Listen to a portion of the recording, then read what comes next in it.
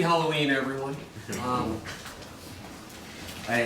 For my costume, I decided to dress up as a semi-competent professional.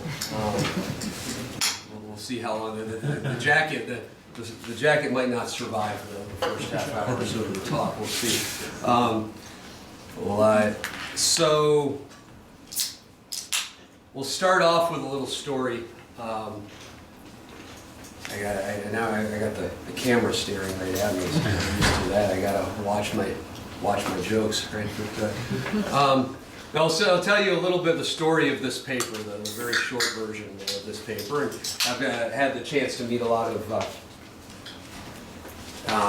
students here today, junior faculty members, people kind of just embarking on a research career. So the story I'll tell you is exactly what you should never do, which is the first batch of results associated with this paper have been being kicked around 5-6 years ago. Joe may even have seen them presented at a conference. There's a decent enough chance that might have happened at some point.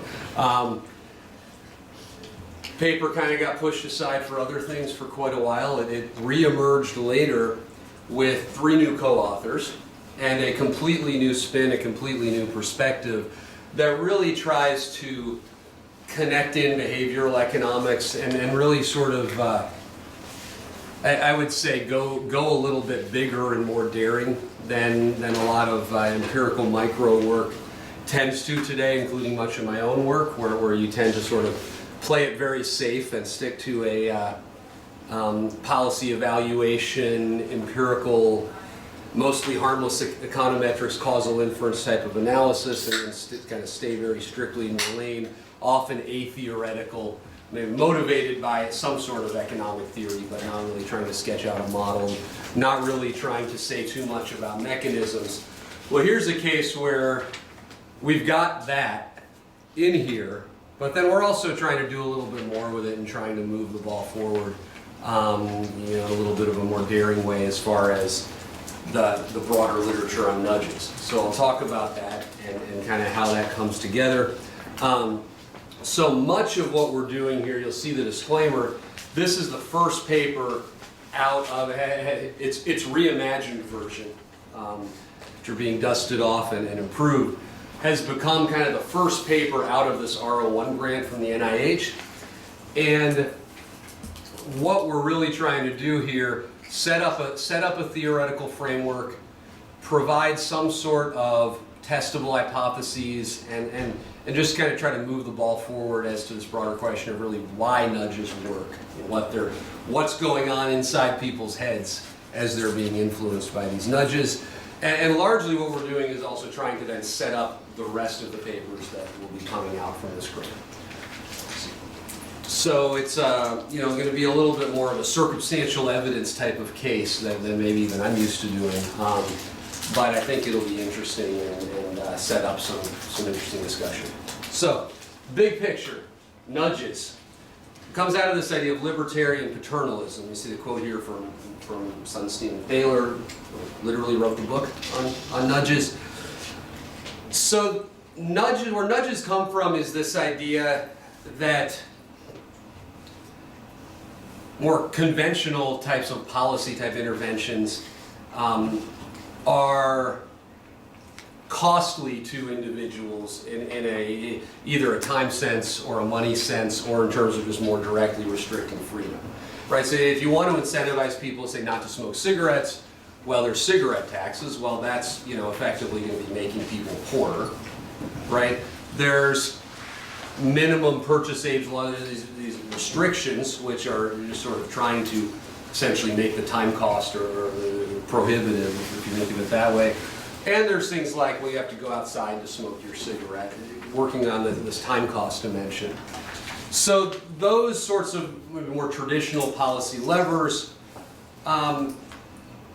there's real tangible costs. We could say good or bad, bigger question, but there's these tangible costs. The idea with nudges is that you're trying to influence behavior in these more subtle ways, playing off of insights from behavioral economics, and in a way that is not going to be affecting the budget constraint, is not going to be affecting the time constraint. So is more sort of costless in that sense. So, examples,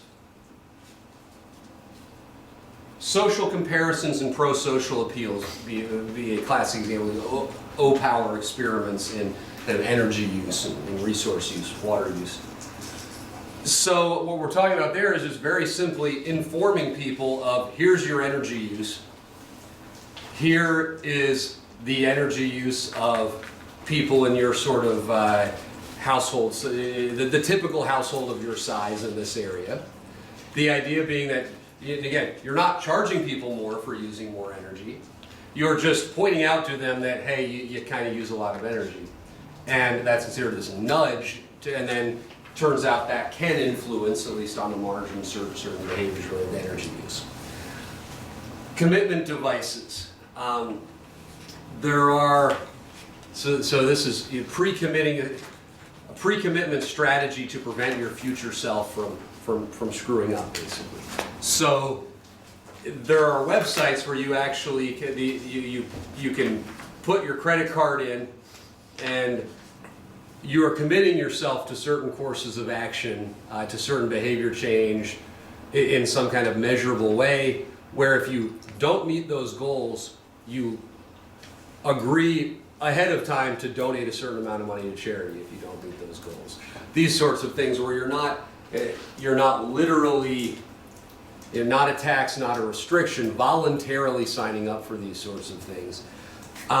Default options, so this is a really common, widely known example, like organ donation. So making the default that you are an organ donor, and then you have to consciously opt out of that to not be.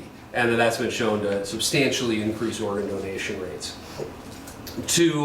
Similarly with retirement, like making the default so that people donate to have to put in a certain percentage into a 401k, when all they have to do is check a box if they don't want to, or submit one piece of paperwork, but dramatically increases savings rates in those. So this gives you a flavor for the kind of ideas, things that are not supposed to be affecting the budget constraint or the time constraint, and still sort of nudging behavior in a quote desirable direction, and what quote desirable is going to be kind of the point here as we get to. But the key idea, again, you want the individual to be the architect of their choices rather than having the choices sort of externally forced upon them. So that's kind of, that's just, basic kind of nudge 101, if you will. So this is then given rise to empirical literature, again, that I referenced there, that nudges, quote unquote, work. And the reason for work in bunny ears is because you don't, it is because you don't really know how they work or why. But work, and you don't know sort of they're working in terms of welfare is better off. Right? What you know is that they work in the sense of changing the behavior that you're trying to change. Okay, so and I mentioned some examples. I mean, they're modest size, but tangible in some of these energy use, water, etc. There's a good bit of evidence about different, different types of commitment device types of experiments as it pertains to health, etc. Another one to bring up here that's fairly well known by now is messing with the layout at grocery stores. That if you more prominently position, healthier foods as opposed to unhealthy foods, that can change what people actually buy at the grocery store. So this is sort of the basic idea, and there is now this decent body of evidence that lots of different kinds of nudges can work in the sense of influencing behavior. So the overarching, bigger picture, motivating question here that we're interested in is trying to get inside that black box more of, well, why do nudges, quote, work?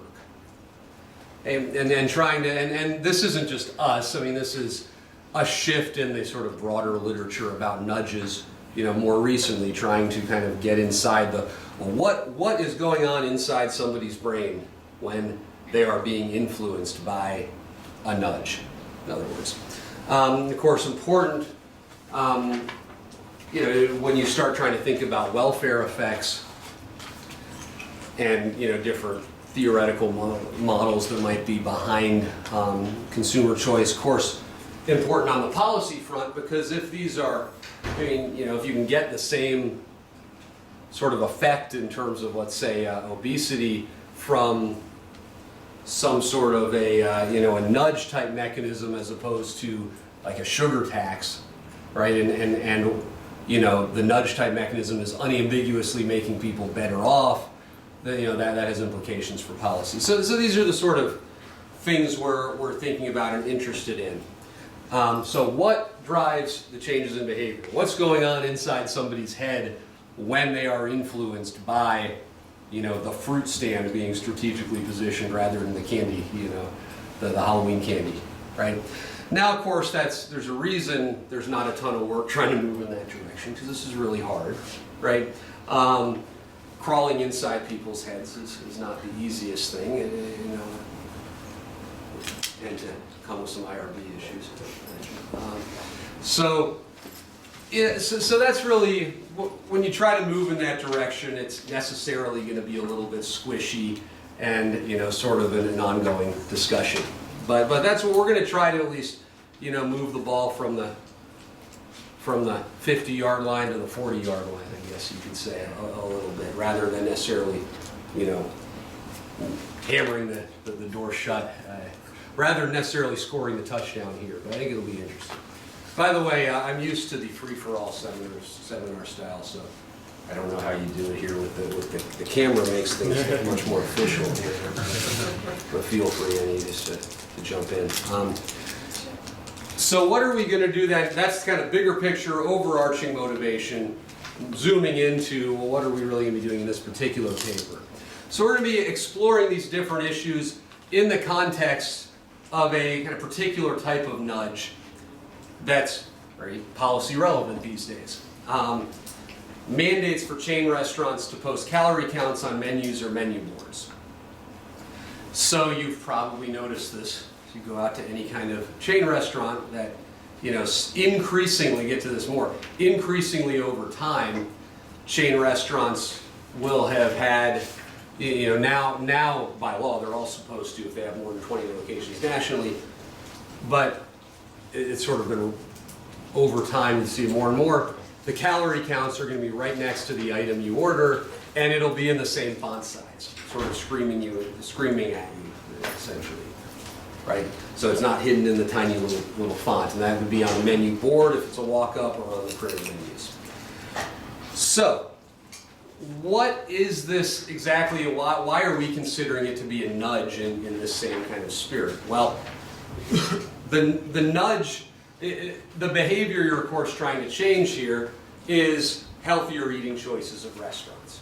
So why? Because obesity rates have effectively tripled over the past 40 or so years in the US, and globally has also risen quite a bit.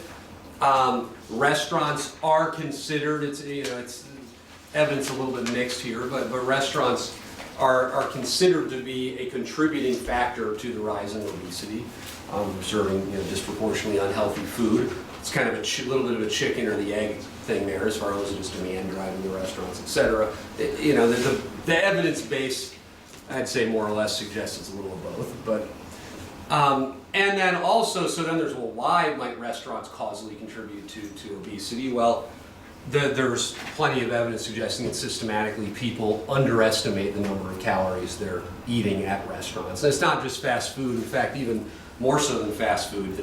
Think things like the salad at an Applebee's or something, where you're really getting the sneaky 1,500 calories.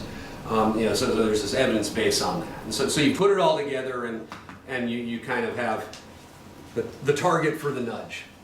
And the idea of calling it a nudge is a few things. First, well, it's not a tax, right? I mean, the other way you could go, you could just tax restaurant food or tax certain kinds of restaurant foods, and then you get into what's healthy and what's not healthy, and that's much harder to sort of work through than something where it's just like tax cigarettes, right?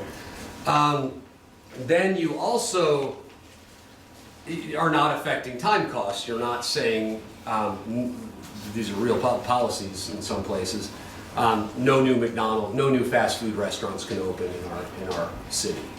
You're not working on that margin either. So you're not directly restricting choice or sort of taking money from people. Did you say time costs?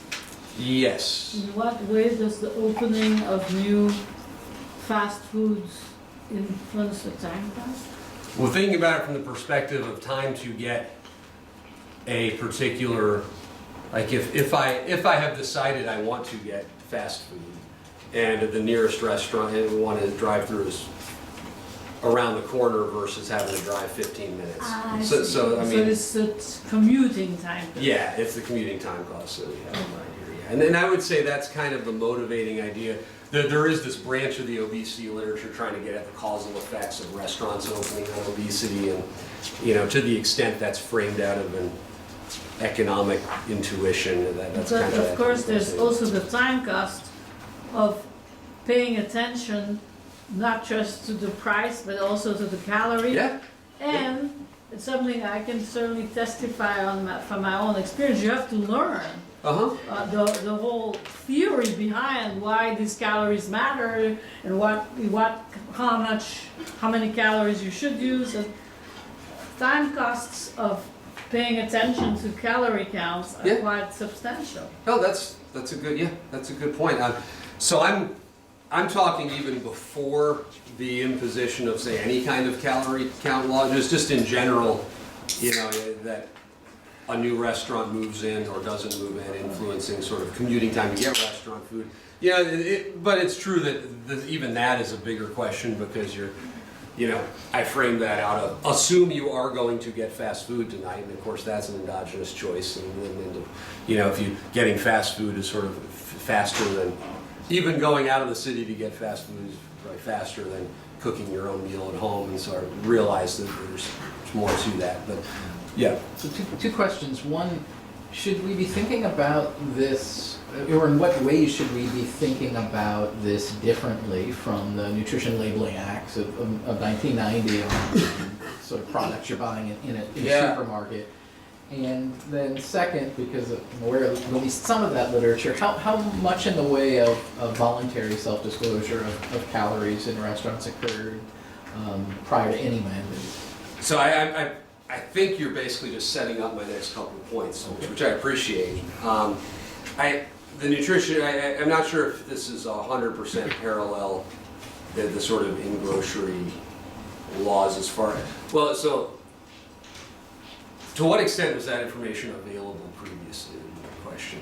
Like the Nutrition Act, I think in the 90s, right? Yeah, 90. Was that information always available in some way? I'm not sure it was it? No, I mean there was some. Yeah, I mean again would have been pretty some, costly to obtain. I think that's right, and there was some voluntary sort of disclosure on the part of producers of products who were trying to get across. So there was some discussion about there's some that literature was often about what consumers believed it meant when there were no nutrition labels on in grocery sort of products, and whether that how accurate that was and how that affected their purchases. I remember a salad dressings paper. And then everyone bragging about fat-free, and it turns out that doesn't really have to do it. But that's a whole. Now, here. So I think that's right. I think your questions do set up these points, which I think that.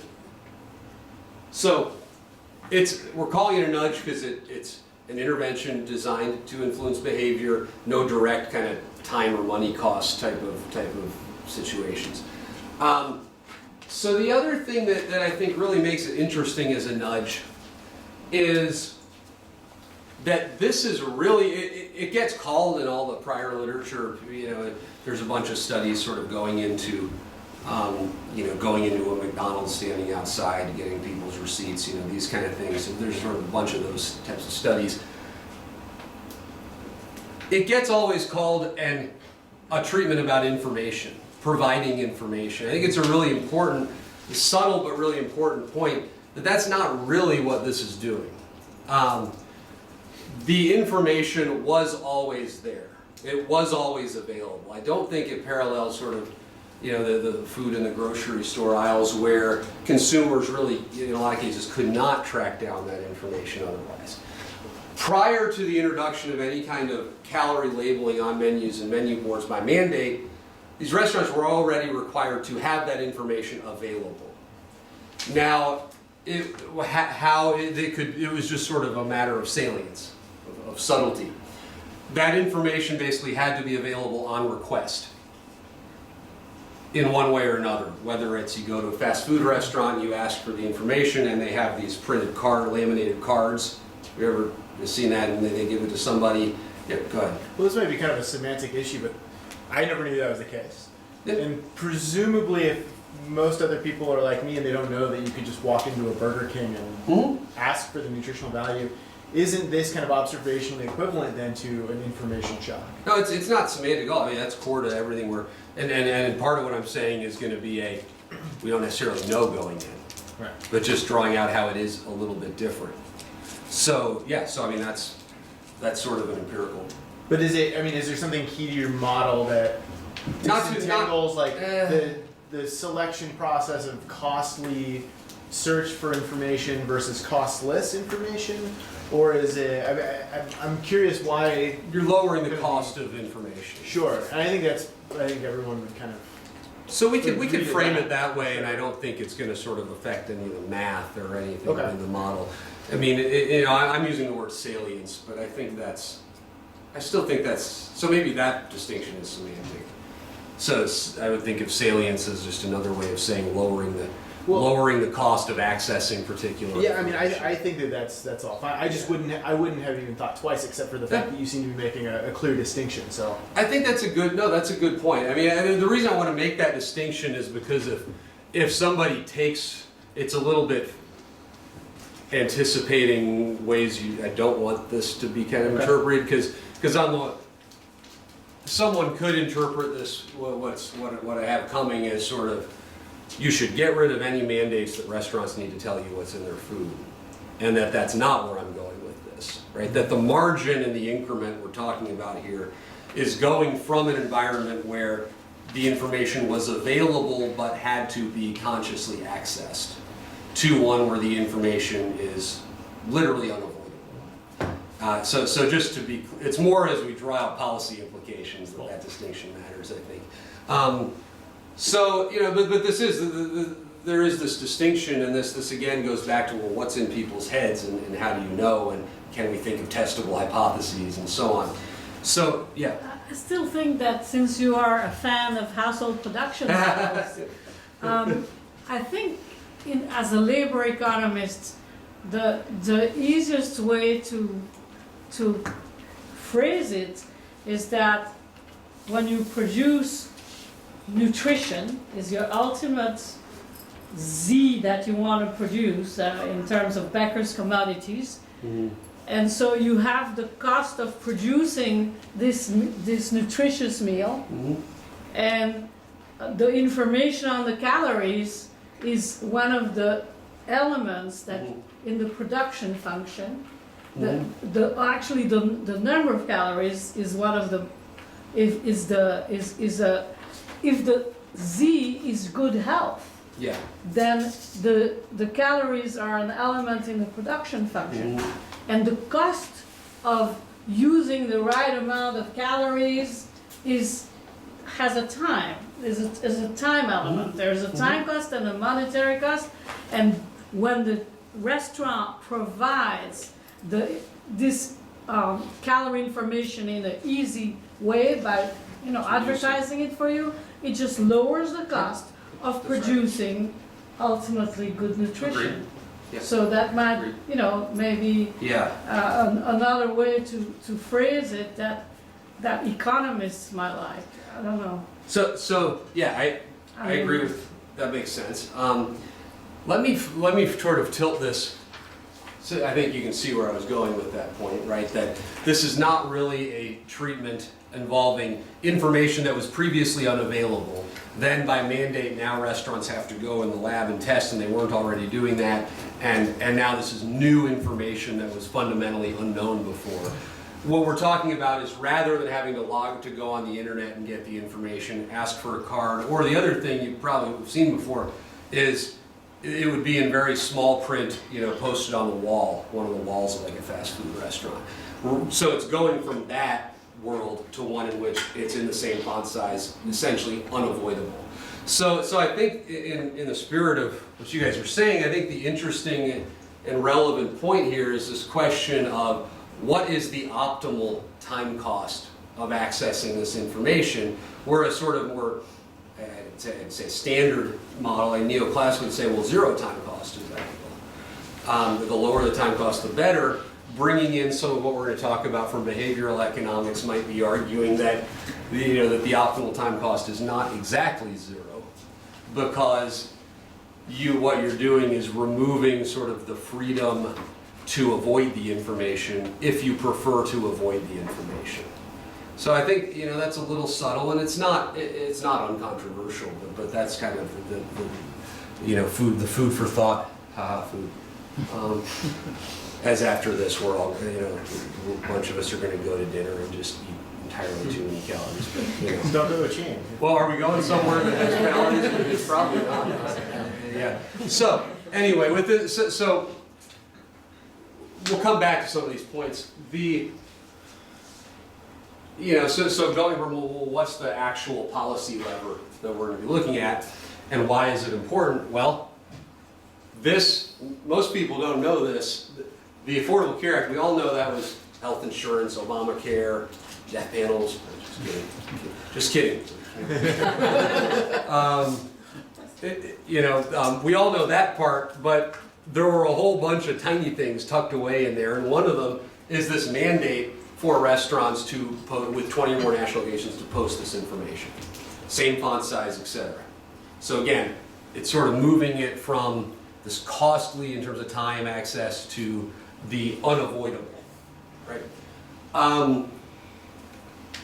So originally I alluded to us having this grant, and I alluded to, here's closing the loop on that story, I alluded to us having sort of a very preliminary rough set of results literally years ago, then we got this big grant. Well, when we got the grant, this was supposed to take effect in about 2015. Now you do the math, Obamacare was passed in 2010, okay? All the way to 2018 before this actually got implemented through all sorts of back and forth, FDA final rules and comment periods, etc., political factors. So in our grant then, we've got our grant running. The intervention hasn't happened yet and may never happen. It did, but from our point of view then, it may never happen. And so we dusted off my preliminary set of results, turned it into a real paper, built it out with this behavioral economics framework, and then the rest is, I guess, history. So that's kind of how that came back to life in how politics, economics, and grant funding all kind of merged together there. So we initially might want to study the impacts of the ACA mandate. Well, that didn't take effect till 2018. There's not the right post data yet for that. So instead, we're going back and looking at these predecessors to the ACA's mandate, local and state mandates that took effect before the ACA was passed. So that's the idea. And then our main objectives are really these, and again, this isn't to say we're slamming the door shut on these in this particular paper. These are the overarching kind of big, hard questions we were interested in. Can we sketch out some sort of theoretical model involving this concept of a nudge, etc., as applied here to this context? And then not just what's the sort of reduced form average effect on BMI, but what's the pattern of results look like? Heterogeneity across different groups, across the weight distribution, different outcomes, and taken all together as individual pieces of evidence, how can that inform us about, kind of guide us as to the theoretical model? So that's kind of what we're going for. You can see if we're successful, or at least partly so. So again, here's kind of laying this out, leading up to what I'm calling a quote theoretical model. I mean, it's very simple, but it's going to illustrate the essential idea anyway. So, the idea is that calorie labels could matter in a way that improves consumer welfare or in a way that actually does not improve consumer welfare. And it's the second half of that sentence that's going to be really our point of departure from prior studies. All right, so this is the very standard, this isn't behavioral econ, this is just very standard traditional econ story. All right, the calorie labels could matter in a way that improves consumer welfare because people do seem to be misinformed about how many calories are in the restaurant meal in a way that's systematically underestimated. And so then the idea is that improving the salience, or as you would say, lowering the cost of that information, accessing that information. Of processing. Of process. Well, that's actually even another, because there's this whole other argument in studies about, well, even if the calorie labels are there staring you in the face, do they process it at all, or do they just ignore it, or do they misinterpret it? And that's even, so that's even a richer, I think, question. Yeah. And leading, so this is standard neoclassical, I mean, it's econ 101, anything with market failures, right? If all these assumptions of perfect competition hold, then governments stay out of the way, essentially, right? But there can be these violations of perfect competition, we call them market failures, and in such cases, well-targeted interventions could plausibly improve welfare. So standard kind of fundamental theorems of welfare economics type of stuff, right? Well, one of the classic violations of perfect competition is imperfect information, right? And clearly there's imperfect information as it relates to calorie counts. This is trying to solve that, to rectify that. That's sort of the standard hook. And when you frame it that way, it really sounds costless, at least from the point of view of the consumer, right? Because at worst, the consumer is going to ignore it and make the same choices. At best, they're going to improve their choices from their own standpoint, right? Because they're not being induced through taxes or whatever, it's just new information, new choices. Fair enough. So here's kind of the point, our point of departure here in thinking about this. And this isn't just us, right? What I just described is basically the sort of starting place for thinking about nudges, like they're costless, they're great, right? We're coming out of, there's a series of other studies that have kind of pushed back on that argument in other contexts. We're bringing their arguments into this context. So this idea that, well, our nudge is really, quote, costless. And there's arguments now, and again, this is squishy, and this isn't like randomized evidence or something, where you could do that. But there's arguments that, well, nudges might work not by just sort of getting you to make better choices for yourself, but by imposing a psychic cost on you that then you have to then change your choice to remove, but leaving you ultimately in a welfare sense worse off. So I'll kind of unpack that idea a little bit. So the term psychic cost, also called moral cost or a shadow tax, none of those are our terms, right? We're basically, so really where this has gotten, has kind of gotten traction is in the charitable giving literature. And that's where one of the co-authors, Mike Price, comes into play. He kind of brought that over from there. Yes? So you said a lot about kind of the potential downside to consumer welfare, but I think you're thinking about that as from the perspective of an individual consumer. That's right. Why is it not the right way to think about this, the standpoint of social welfare? That's on my very last slide. Okay. And you're absolutely right. It's a huge caveat to this way of thinking. I mean, which doesn't mean you shouldn't try to measure consumer welfare well. It just means consumer welfare is, it just means there's also maybe externalities and other things that, if we're, yeah. And I think that is on the mention as a caveat later on, right? I mean, it's hard enough to just get to where we are, Sure. But no, it's absolutely a fair point. So what's the idea? So here's the story that's, yes? Is it possible that consumers that, once this law passed and consumers switch from chain restaurants to non-chain restaurants, where food are not necessarily healthier. Yes, that's one of our next papers. It's exciting. Yeah. Yeah, we actually, there's any number of, but this actually, where we're going in a future paper that we've been kind of collecting this data for through surveys, is more of a kind of, we think of it as like a revealed preference as far as whether the nudge makes the individual consumer better off or worse off, at least in a narrow, short run, myopic kind of thing. It's bigger than that, but that's exactly the way we think about this is, well, if the consumer actually values and wants the information, then if there's two restaurants next to each other, one is, a chain required to post, the other is a otherwise identical chain not required to post because they're a smaller chain, they're going to walk into the chain, right? But then if they don't value the information or actually would prefer to avoid the information, then on the margin they walk into the non-chain. And that's exactly what we're going to be measuring with these surveys. So that's kind of how we think about that. Now, the implication of that way of thinking is at the end of the day, they eat they're still eating a giant pizza or whatever. It's just, well, not necessarily. They go into the one with the labels, maybe the labels induce them. Here's how we're thinking about that, is picture like two pizza places right next to each other, observably identical except one is required to post, one's not. The story is that the consumer then is going to choose which one to go in. If they're trying to avoid the information, they go one way. If they value the information, they go the other way.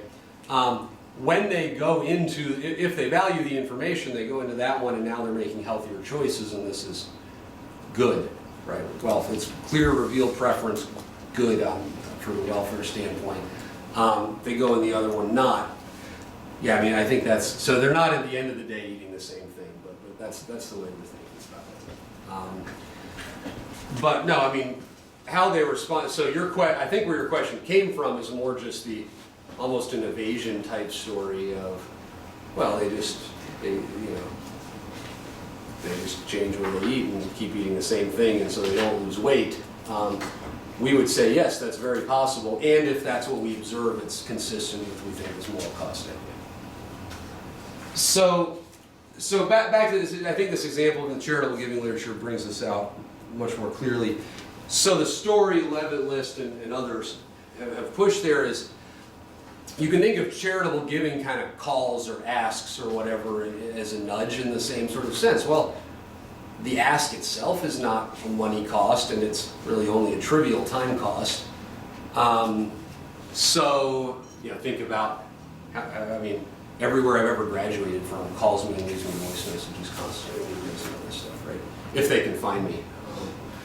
But if they get you on the phone, the time cost of saying no thanks is like 20 seconds, so it's more or less trivial. So that's sort of the same kind of, well, it's just a nudge, it's harmless.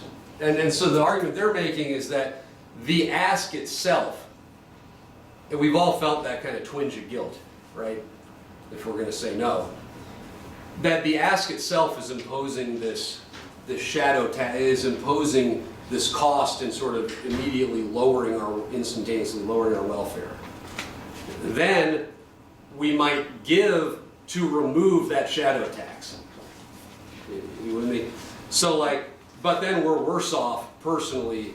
So the standard quote unquote economic story would tell us the opposite, that, well, if I got the call and I donated $50, that says that this was an opportunity that I didn't know about, that now I got it and I re-optimized in a way that's beneficial to me, that I privately got more than $50 worth of value out of that. You with me? That would be like the standard story. Well, this story says that, no, really, the call itself imposed this negative to your welfare, to your instantaneous kind of utility, and you gave to remove that negative and get back where you started, essentially. So you end up, yes, changing your behavior, but, so here's the key. You ended up changing your behavior. Yes, it was not as a result of a tax or a regulation, but it was still a way that left you worse off utility-wise than if you had never gotten the ask to start with. Does that make sense as it relates to charitable giving? And so our idea here is you can kind of apply this in the same type of way here. There's really I would say, having worked on the obesity literature for quite a while, I would say there's abundant evidence that people like junk food and like sedentary activities. Despite any kind of public health well-intentioned public health intervention or tax or whatever, people still like junk food and still eat it. And the more junk food becomes cheaper and more widely available, the more of it they eat.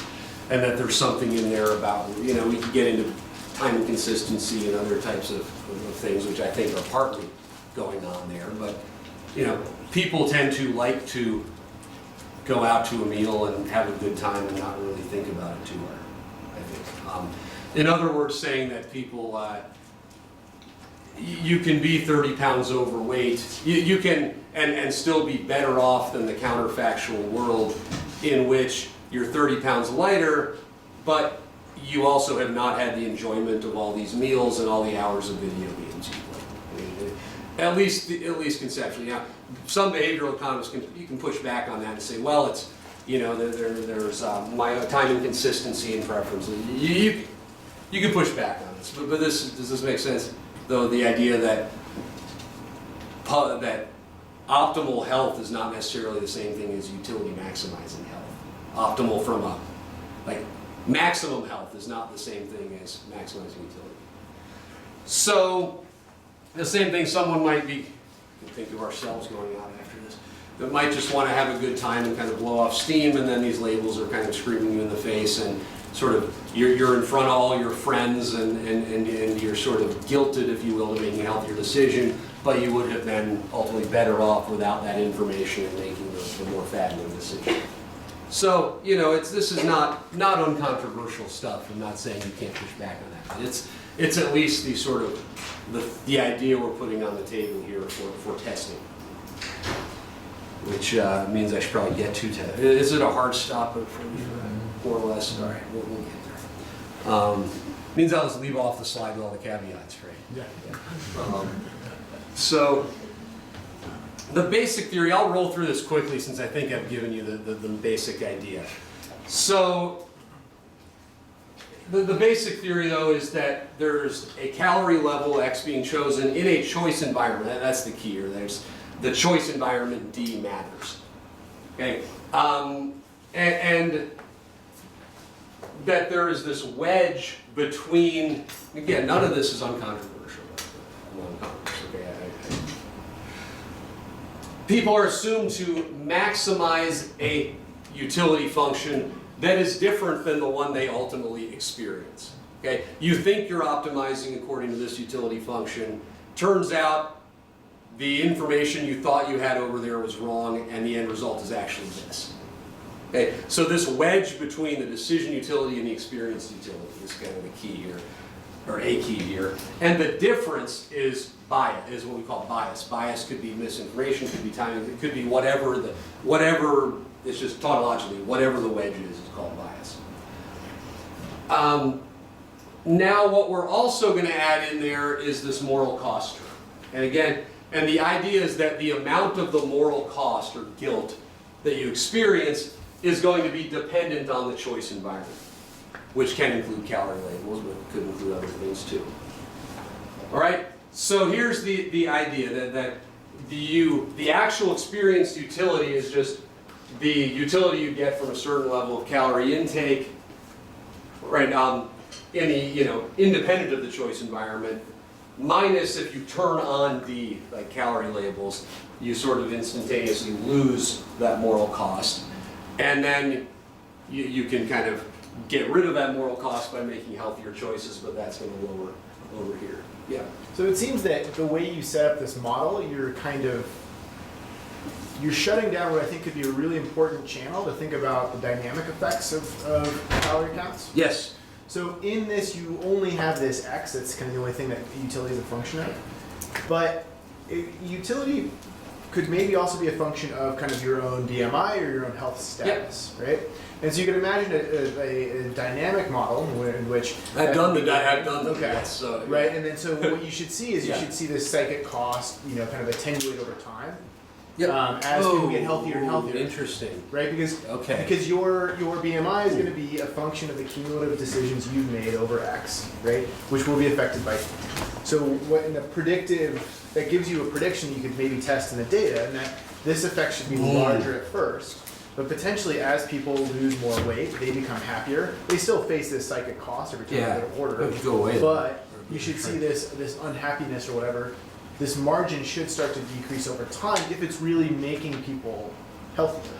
That's a terrific insight. Yeah, I mean, I've definitely, you're always trading off accuracy and complexity, and things get, we were trying to sort of just display the core insights and not get too. I've definitely done these dynamic models, and they exist. I mean, the interesting thing to me there is the economic journal paper about this whole thing, and it's empirical, that is, this beta delta type discounting where, there's time inconsistency versus sort of rational discounting, for lack of a better word, and how that plays out. What I hadn't thought about is the way that interplays with this, and I think you have a really neat insight that in a repeated dynamic type situation, would C go down with each, sort of like the way I'm thinking is. Or C can still be the same cost. Every time you look at the calorie menu, you say, "Oh, this sucks." I want to order this, but I'm not going to. But what you're measuring here is overall consumer utility.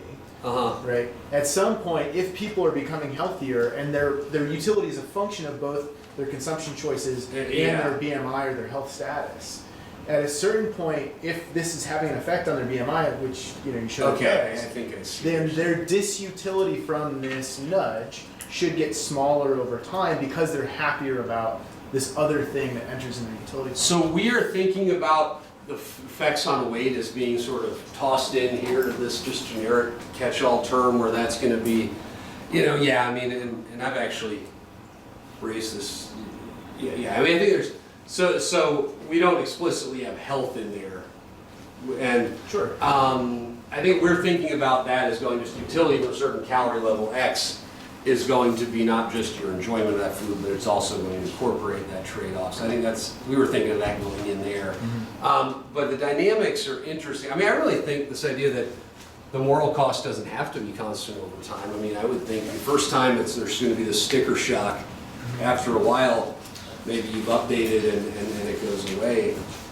This is basically. I think that's really interesting. Marginal disutility decreases over time. Are you saying that? Well, there's kind of these two components to utility. One's the flow variable, kind of your consumption, and the other is the stock, which is your health. And you might, if this calorie count is really making you make different decisions on X, your consumption. But it is also going to eventually, in the long run, lead you to have a higher health status. And if you value both of those things, and you're just measuring how happy or unhappy am I, as a function of this policy, well, then we should expect that to change over time. So that's basically the idea. It would be super easy to. I mean, I don't know if you have a long enough time period, but really we don't have a panel of the same individuals, which makes it true. Well, in theory, there are things with it. You could still. You should. I mean, if this holds, and you believe the BMI results, then in theory, we do event studies in here, which. But this is only a few years post. We were more focused on the pre-trend errors, but I'd have to actually go ahead. It's buried in the appendix because heck, you guys can tell me what you found in the events. I don't think there was much going on in the dynamics post-policy, at least in the time period we looked at, which could be. There's a lot going on there, like different, because the units weren't all treated at the same time, so. I wouldn't go to bat on that too much. No, your point is well taken. We are thinking, we're kind of following some of the more basic contemporaneous models of obesity where we're thinking of health adjusting instantaneously, effectively, and that's getting thrown into there. No, your point's well taken, though. Yeah. Just on the first stage behavioral effects of these kind of laws, is there evidence of sort of long run kind of changes in restaurant going or? Restaurant going. Yeah. No, this is actually very much part of what we're trying to get to in some of our follow-up studies. No, because what people implicitly assume here that that you're always going to say that restaurant choice is exogenous.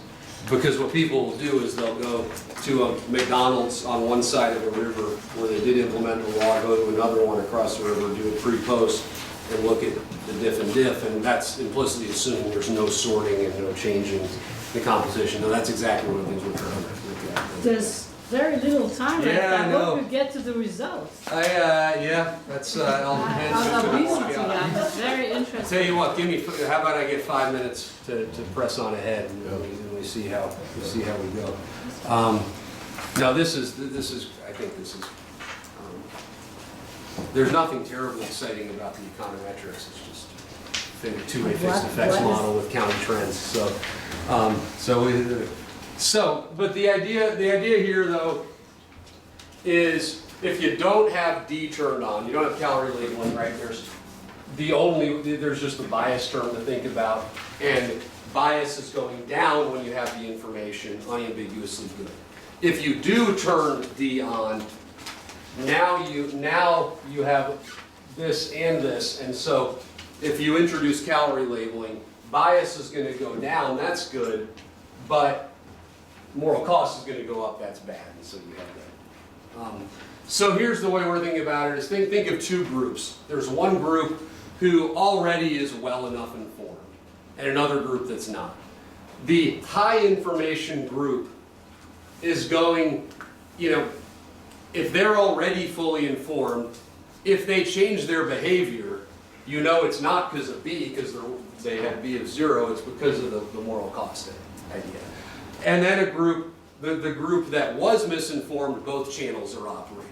So that the idea behind the empirical testing is really going to be that how do groups that already were, quote, well-informed and, quote, not biased in this sense, how do they respond in relation to those that work?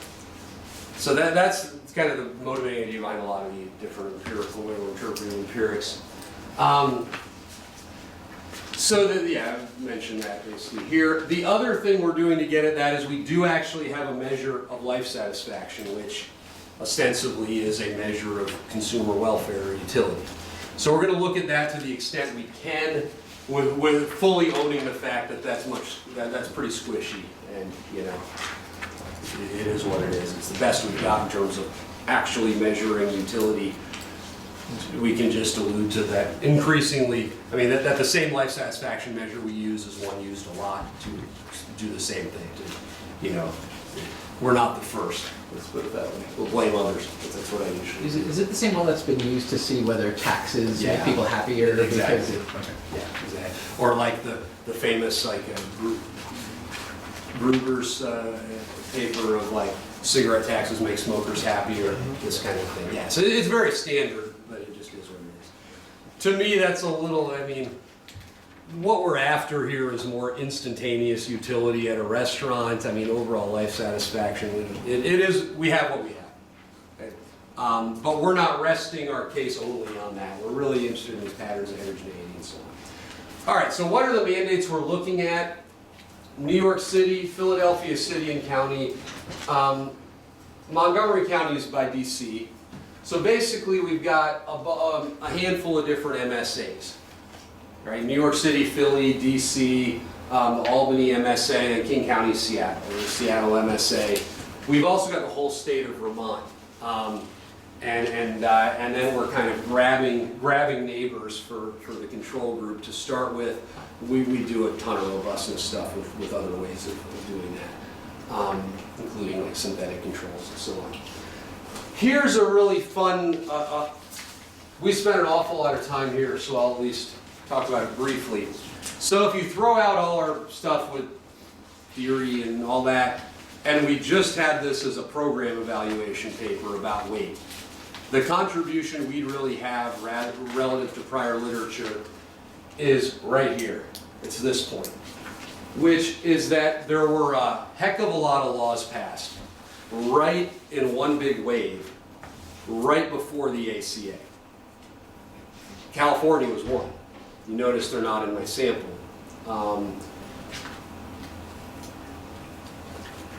There were a bunch of states like in the Northeast, et cetera, even like Nashville. So there was this wave. And this is the exact reason it ended up in the ACA. Because restaurants basically said, look, we don't want to have to deal with this patchwork of different regulations in all these different places. Just give us something national. And then that's where that came about. But a whole bunch of places had the law, maybe they passed the law 2 months before the ACA. Well, now the ACA comes out and they say, oh, well, it's federal now, we don't need to worry about it. So there are a lot of laws that were actually never enforced, that were even repealed. Like California's was actually repealed. So we had a lawyer, we actually hired a lawyer to go back, look at statutes, do some real digging, lawyerly digging to help us come up with this list. That's all I'm going to say about that time. But, you know, and it turns out that that makes a pretty big difference compared to what a few other prior studies had done as far as treatment and control groups. And then we actually validated what we did by making phone calls. So our RAs called every single chain restaurant in these geographic areas. We also had Qualtrics surveys just about consumers as you see menus to verify that there was in fact the gap that we thought there was, right? And it's sort of that there is a quote first stage. Now this, if anything, should undersell the gap there actually was. Because this is very recent. By this point, a ton of chains had started putting this stuff up nationally just voluntarily. That's the deliberate reason we stopped the sample in 2012, because that's when McDonald's first did this nationally. So we want to use a sample period that avoids confounding from all this voluntary early compliance. Does anything about compliance relate to characteristics of local consumers? Like, are those Like, is it actually exogenous? Yeah. Yeah. Yeah, I mean, as with all these policies, they're not passed or implemented at random. We kind of have won't show it to you, but it's in the, we have all the usual sorts of tests you might do, like event studies and predated treatment falsification tests. I mean, yeah, they're certainly not random. Something that probably is more or less random is time. I do think timing of the laws is conditional, you know, and so there is this, you know, this is a robustness check we need to do actually. We thought of it before. We absolutely could take the ones that pass the law right at the end. So really, I think compliance could be argued to be exogenous in a narrow sense, in that if you passed in 2008, you were going to go ahead with it. And once you've gone ahead with it, you're not, you know, there are some cases where they no longer actively enforce it, but once the restaurants have done all this, our data shows they tend to keep it on. So yeah, we could do a robustness check where we take these areas that passed it kind of right at the end and never implemented and make that a control group. It's worth doing. Yeah. I think that's what you were getting at, probably. Yeah, so we're using the Burfus, why it's enormous, and then if you're trying to do things with, you know, kind of these local type variation, you really need to have, you need to start with a ton of people so that once you whittle it down geographically, you still have enough. The other really nice thing is we had these public county identifiers during the sample period. So that's a big help. And this is BMI. I mean, this is self-explanatory, I think. With the caveat that the treatments aren't all occurring right in 2008, but New York did, and that's kind of the largest population center here. And then so you see a gap start to emerge in BMI when New York did, and then gets a little bit bigger as these others roll on. Yeah. So I don't know how to think about kind of that gap margin in BMI. I mean, I know that you've got statistically significant findings here. Is that like a biophysically significant? It isn't big. Okay. This is not regression adjusted. By the time the regression adjusts, it's about 1.5 pounds. Okay. At the average height. So it isn't big. Now, what I will say is that's not uncommon in this OB. I've been doing these studies a long time, and average effects, you know, it's rare you'll see an average population-wide effect that's more than a few pounds of really anything. Sure. Where the excitement is, I think, is where it's concentrated. It could be any just generic intervention, 2-pound average weight loss. Well, if that's all among severely obese people, that can now be pretty substantial when you run the numbers of medical costs. But if it's all among healthy people, then it could even be bad for health, potentially. Yeah. So I think that the averages are never exciting in this literature, but the action tends to be where it's happening. Let's see. I've got about 2 minutes probably. Yeah, we'll get it. So this is the basic regression model. It's two-way fixed time and space fixed effects. Since we're looking at a long sample period, we are including county trends, but we've done all sorts of robustness checks, taking them out, shortening the sample period, etc. So we're going to look at BMI. We're also going to look at ordered probits for different weight categories. That helps us get at where in the distribution are things happening.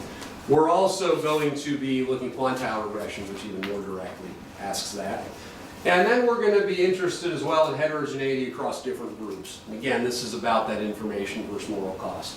The clearest predictions as far as subgroups are going to be that racial minorities and those with lower levels of education exhibit the biggest misinformation as it relates to calories. That's other studies of ours. Yes? So on that point, is it not just that those are the people that are going to these chain restaurants and thus affected by the treatment? Or can you really say that this is an information channel that this group didn't have information before? That's a good question. Yeah, I cannot say that. I at the agree with moment. that. That was my first, I don't see, it doesn't have to mean that they're feeling more guilty or more, they just didn't know that, and now they know. Yeah, there's also there's even another complication, which is even just because they're misinformed, what really you want to get here is who values from that information. So you need to be misinformed, you need to go to these places, and you also need to care enough. Yeah, but I mean, I can imagine rich white people going to some hipster restaurant and getting really unhealthy food there, but there's just no calorie count because that sounds they're like not something. affected by the treatment. That sounds like something we should be able to get some descriptives on from other sources. My sense is the rich white person hipster is not a terribly large cross section here. We're not talking about present company necessarily when we do these stratifications. We're talking about you don't have a college degree versus Right. yeah. But I think if you just put that against who's going to these chain restaurants. Yeah, and how often? No. Because you can't disentangle the saying that this group is less informed versus this group actually gets the treatment. Agreed. But you guys, Do you have any information on types of restaurants? Like thinking like Fleming's Steakhouse is a chain, and it's nationwide, and they have to post their calories on there. But then the people that are going to Fleming's aren't going to go to McDonald's. So you can pull apart which groups are going to what restaurants. I cannot with these data, or with any. We absolutely can with data we are getting for the future project. So yeah, but that's right though. That's right. Let me, if you don't mind, I'm used to the hour-and-a-half block. This is kind of a funky in between for me. Can I hold questions till we're done? And I can roll through this pretty quickly if we do that. So that's the idea though, is groups we know are sort of more poorly informed. If the effect is concentrated there, maybe we think it's the information chain.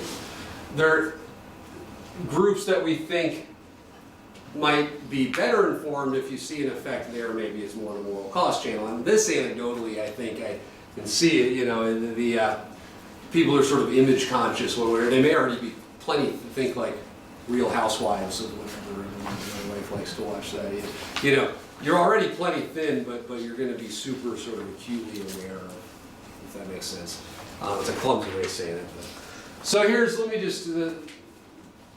this really isn't going to be that hard to get through. So maybe give me like 1 or 2 extra minutes if I need it. Won't be. All right, so law enacted. So what does this mean? on average, there's a weight loss of 0.17 BMI units. Like I said, that comes to about 1.5 pounds on average. Now, this is interesting over here. There's no statistically significant effect on any of these weight categories. That's actually, having done a bunch of these sorts of studies, that's actually pretty unusual. When you're talking about economic variables like food prices, etc., something I've seen repeatedly is you might get a very modest looking effect on BMI, but you tend to still see significant effects on obesity that actually, if you run the numbers on percent of the rise in obesity and so on, are not trivial. So something I've seen, again, repeatedly is small sounding effects on weight, but then on average, non-trivial implications for obesity rates. Here it's the opposite of that. Like, we're not seeing anything on obesity or severe obesity, etc. That's kind of implying that the action's happening in the left tail. And then, since I lined that up, I'll skip ahead a couple. This is through quantile regression, more or less supporting what I just said. The only place you actually see statistically significant reductions is the 20th and 30th percentile of the BMI distribution, who literally are the most healthy people in that whole range. But you're pooling male and female together. Correct. Yeah, we can separate that. Yeah. So, caveat that over here things get a little noisy. That number gets a little bigger, but if you think of it as a percentage of 1 or 2 pounds among someone who's 300 pounds is very different than 2 pounds among someone who's 130 pounds. So even if the point estimates are constant, much bigger share, right, percentage-wise. So all this is sort of telling us, if it was just real, true information gains, we'd hope for more helping people make healthier choices and meaningfully reducing obesity. We'd hope for more action over here. And in fact, from my prior research, when you look at things like food prices, etc., this is where the action is. So this is actually a pretty unusual result. Going backwards a little, here we're just looking at Burfus doesn't actually have data on food consumption, so we do show there's no effects on anything else, and so then you sort of have to conclude it's food consumption. Now, here's the heterogeneity by subsamples. Larger effects among women, racial minorities, less educated people. We don't have as clear a feel for age as far as predictions. So we're sort of loosely, caveats aside, interpreting this. These patterns look like information, right? Beneficial information. This, if we're to speculate, we know that we know that on average women sort of are more concerned about body image and ideal weight and so on for reasons even aside from health. And this to us lines up with sort of moral costs being, I don't know, I see that just anecdotally, if a bunch of dudes go out to eat, they're probably not going to be giving each other, they're probably not be worried about what each other thinks as far as how many calories they eat. It's also very interesting that you find for women, you find it across the board. That's true, even not as 10% significance, a little, but yeah, it's an order of magnitude different than the point estimates. That looks little, but remember, obesity, 0.01 would be 1 out of every 100, so that's not as little as it seems. Yeah. So you get the idea. Then we have these life satisfaction outcomes, and really the interesting thing out of this is that we're actually showing life satisfaction going down, and actually much clearer statistical significance than we even got for the weight outcomes. Again, how good what is that actually measuring? It's a little squishy. I'm not going to go I'm not going to overplay this. But we do see the negatives on life satisfaction are biggest for racial minorities. It's for all, here, and here, the negatives in life satisfaction correspond exactly to the groups that lost weight. So it's like the opposite, right? If this was beneficial information, you would think that you would think that I lost weight and I'm happier. This is I lost weight and I'm less happy. So that's, and then this is actually an interesting point as well, which is that the losses in life satisfaction are also concentrated among those who are in the healthier weight range.